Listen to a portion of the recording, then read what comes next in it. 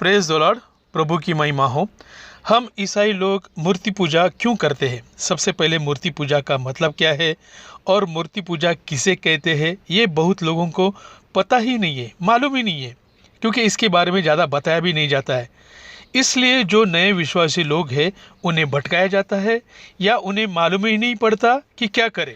मैं उन सभी भाइयों से कहता हूँ कि बाइबल पढ़ते समय ध्यान दे कि आप क्या पढ़ रहे हो, परमेश्वर का वचन हमें क्या कहता है और क्या करने के लिए कह रहा है। क्योंकि अगर आप पवित्र बाइबल सिर्फ एक कहानी या आम किताब की तरफ पढ़ते हो तो आपको बाइबल कभी भी समझ में नहीं आएगी। व्यवस्था चैप्टर 5, 7, 8 में लिखा है, मुझे छोड़ दूसरों को का मतलब दूसरे देवताओं को परमेश्वर करके न मानना, तू अपने लिए कोई मूर्ति खोद कर न बनाना। फिर ईसाई लोग जो रोमन कैथोलिक लोग हैं वो लोग मूर्ति पूजा क्यों करते हैं? भाइयों, बाइबल में साफ साफ लिखा है हम प्रभु यीशु मसीह की मूर्ति पूजा करेंगे, और कहाँ लिखा है ये भी बताऊंगा, और मूर्ति पूजा का असल मतलब क्या है और मूर्ति पूजा किसे कहते हैं ये भी बताऊंगा। क्योंकि पवित्र बाइबल में ऐसी कोई भी गलती या परेशान करने वाली कोई भी बात कहीं भी लिखी नहीं है। मैंने मेरे पिछले वीडियो में पहले भी कहा है कि पवित्र बाइबल सारा रहस्यों से और भविष्यवाणियों से भरा है। उसके हर एक वर्ष में रहस्य, राज छुपा हुआ है। लूका चैप्टर 11, 9, 10 में लिखा है, और मैं तुमसे कहता हूँ कि मांगो तो तुम्हें दिया जाएगा। इसका मतलब है परमेश्वर का वचन मांगो तो तुम्हें दिया जाएगा। ढूंढो तो तुम पाओगे। इसका मतलब है परमेश्वर का वचन ढूंढो तो तुम पाओगे।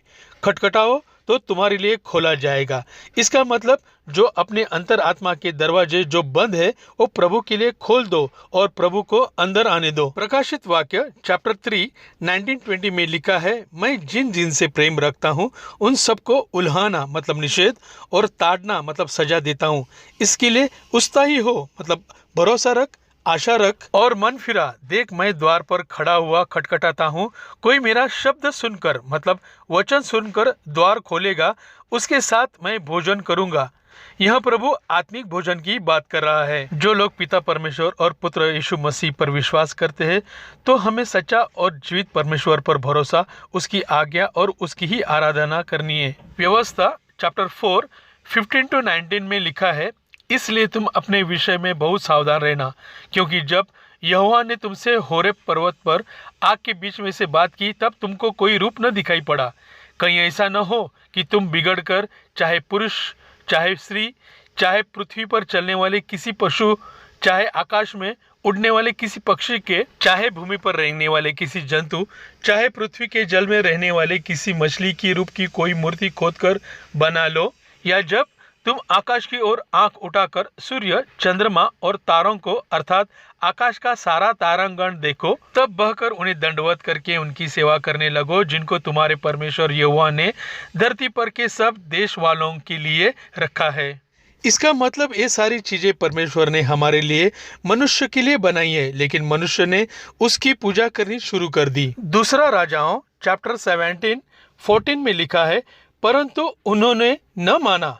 रोमियो चैप्टर 1, 23 में लिखा है, और अविनाशी परमेश्वर की महिमा को नाशवान मनुष्य और पक्षियों और चौपाइयों और रेंगने वाले जंतुओं की मूर्ति की समानता में बदल डाला। दूसरा राजाओं चैप्टर 17, 16 में लिखा है, वरन उन्होंने अपने परमेश्वर यहोवा की सब आज्ञाओं को त्याग दिया और 2 बछड़ों की मूर्तियां ढालकर बनाई और आशेरा मूर्तियां भी बनाई और आकाश के सारे गणों को, नक्षत्रों को दंडवत किया मतलब पूजा की, और बाल की उपासना भी की। मत्ती चैप्टर 12, 24 में लिखा है, ये बाल दुष्ट आत्माओं के सरदार शैतान का नाम है। निर्गमन चैप्टर 23, 3 में लिखा है, और जो कुछ मैंने तुमसे मतलब सारे जगत से कहा है उसमें सावधान रहना और दूसरे देवताओं के नाम की चर्चा न करना, वरन वे तुम्हारे मुंह से सुनाई भी न दे। यहाँ पे कहा है कि किसी भी अन्य देवताओं की चर्चा तो दूर की बात है,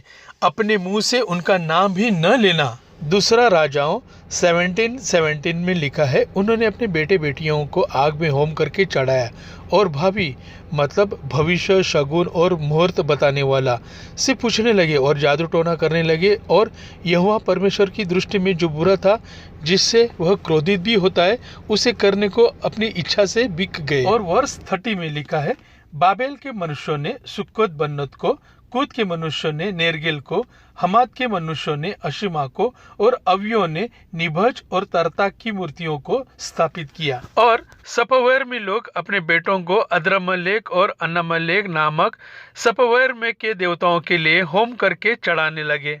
और 41 में लिखा है, इस प्रकार वे जातियां यहोवा परमेश्वर का भय मानती तो थी, परंतु अपनी खुदी हुई मूर्तियों की उपासना भी करती रही, और जैसे वे करते थे वैसे उनके बेटे पोते भी आज के दिन तक करते हैं। मत्ती चैप्टर 10:28 में लिखा है, जो शरीर को मार सकते हैं पर आत्मा को मार नहीं सकते, उनसे मत डरना, पर उसी से डरो जो आत्मा और शरीर दोनों को नरक में नाश कर सकता है। दोस्तों, इसका मतलब साफ है कि जीवित परमेश्वर को छोड़ के अन्य किसी भी देवताओं की पूजा करना, उसकी उपासना करना, उसकी आराधना करना, इसको ही मूर्ति पूजा कहते हैं।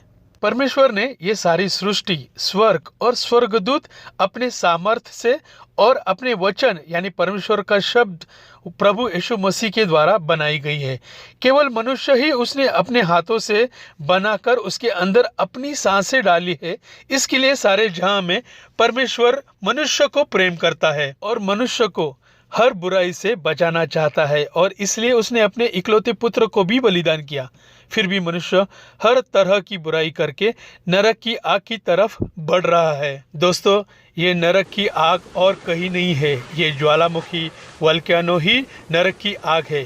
परमेश्वर हमें हर तरह से बता रहा है कि आगे क्या होने वाला है और मनुष्य कहाँ जाने वाला है। मत्ती चैप्टर 25:41 में लिखा है, नरक ये शैतान और उसके दूतों को बनाया है, लेकिन मनुष्य हर तरह की बुराई करके वहां जा रहा है। भजन संहिता चैप्टर 11:6 में लिखा है, वह दुष्टों पर का मतलब होता है जो परमेश्वर को नहीं मानते हैं और उसकी आज्ञाओं को नहीं मानते हैं, उन पर आग और गंधक बरसाएगा और प्रचंड लूह का मतलब होता है गर्म हवा, उनके कटोरों में बांट दी जाएगी। ये आग की झील परमेश्वर का क्रोध है, क्योंकि परमेश्वर आग है।